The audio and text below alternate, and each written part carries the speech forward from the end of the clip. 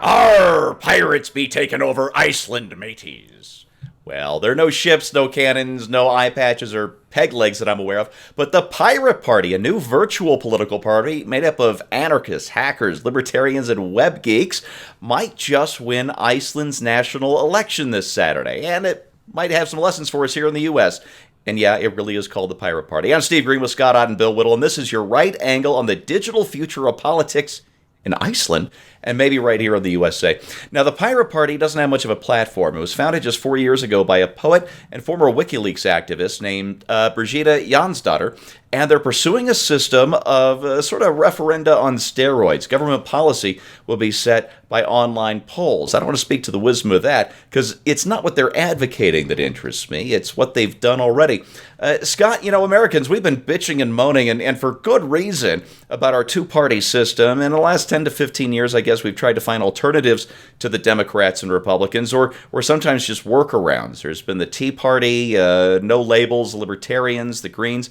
But no labels never amounted to anything. The Tea Party, the best part of it really got hollowed out by scam fundraisers.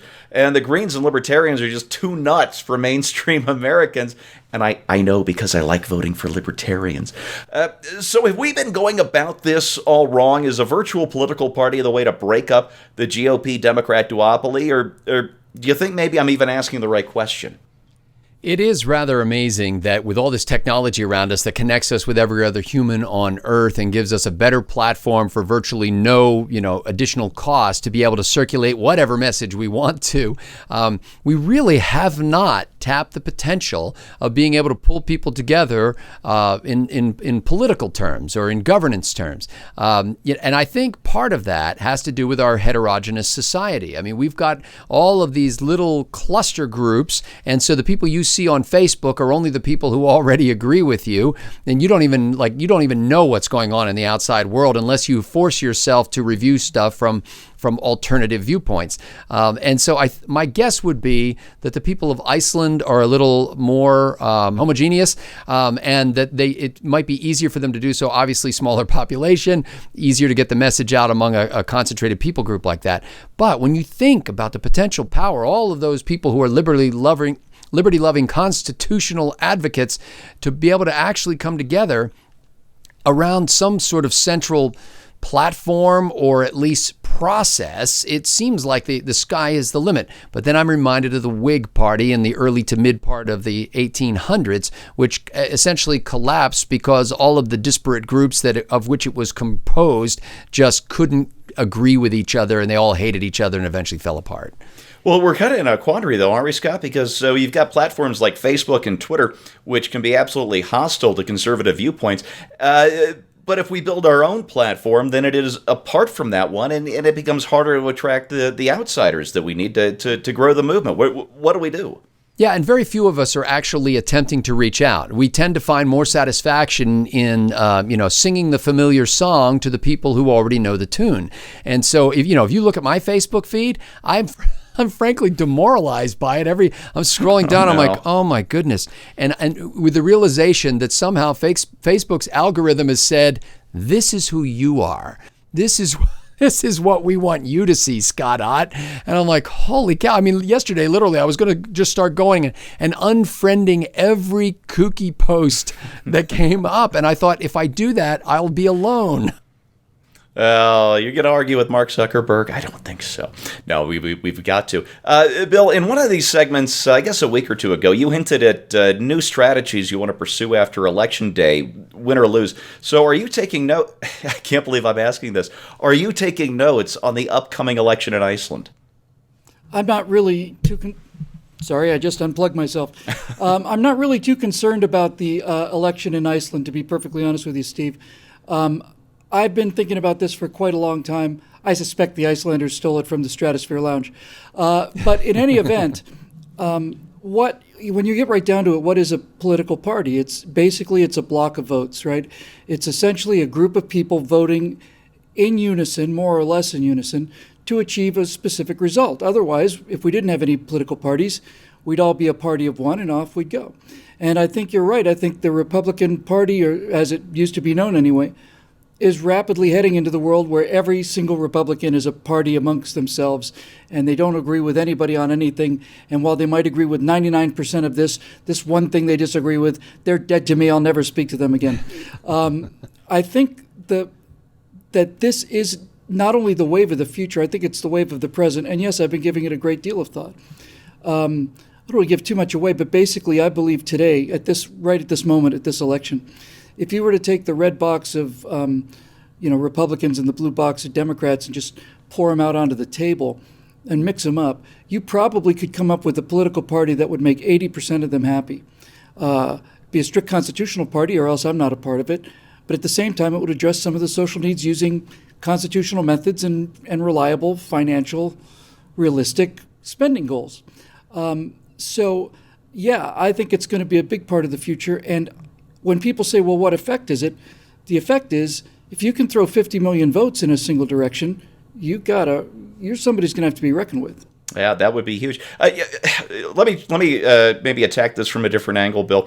Since you're out there in Hollywood, and since the old Hollywood studio system broke down, each movie is kind of its own individual startup where you hire these actors and these producers and this gaffer and this special effects guy, and every movie really is its own startup company that then ceases to exist as soon as the movie is made.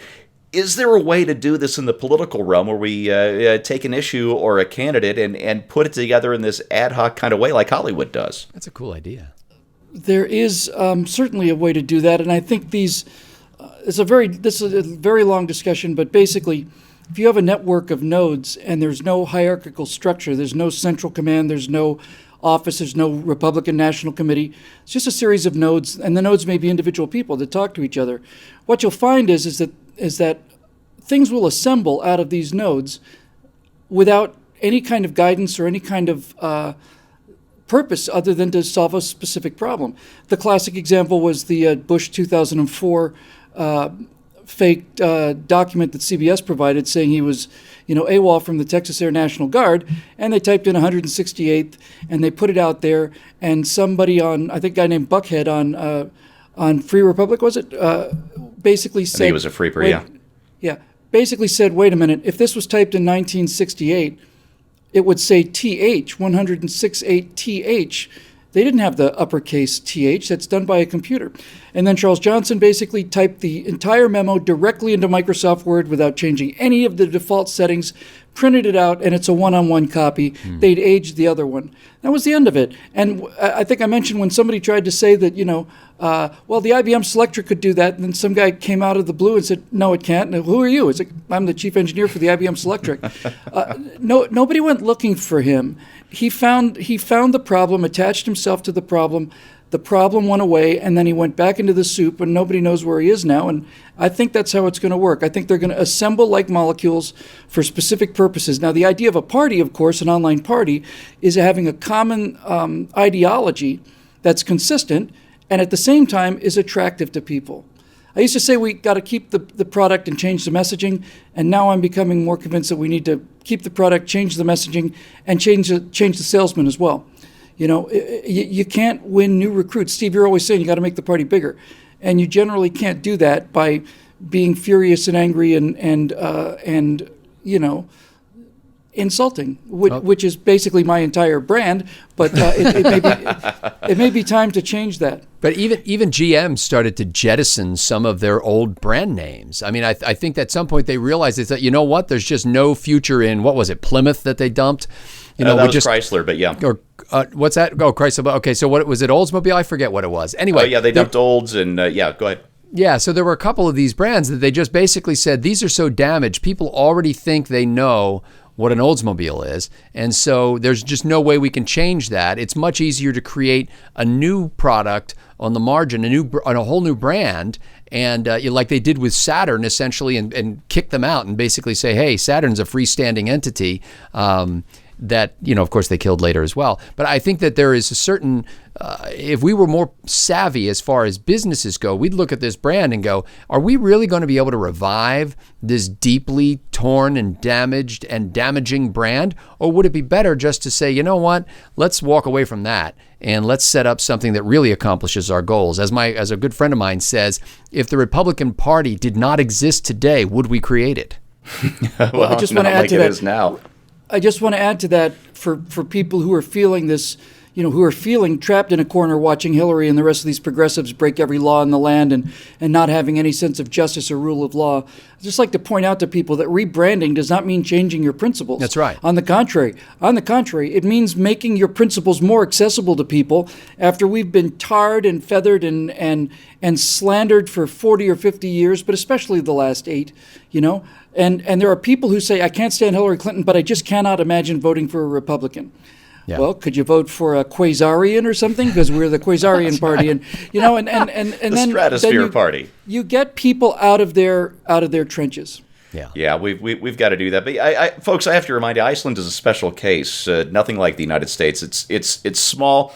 It's homogeneous. It isn't a terror target, and its minimal national defense needs are taken care of by NATO. So Iceland can afford to go a little crazy with new political parties. It's nothing at all like the United States. Here in the U.S., we have a Democrat Party so mired in corruption that nothing short of a full RICO Act investigation and serious jail time for the criminals from top to bottom would erase the stink. And then we have the Republican Party, which is strayed so far from its principles that a moderately liberal real estate developer and TV show host could just walk in and take over with zero effective resistance. So, no, we're nothing like Iceland, where they can afford to take a crazy risk. We can't afford not to. And you can bet we'll be talking about this again after Election Day, so stay tuned. Thanks for watching Right Angle, brought to you by the paying members of BillWhittle.com. We'll see you next time.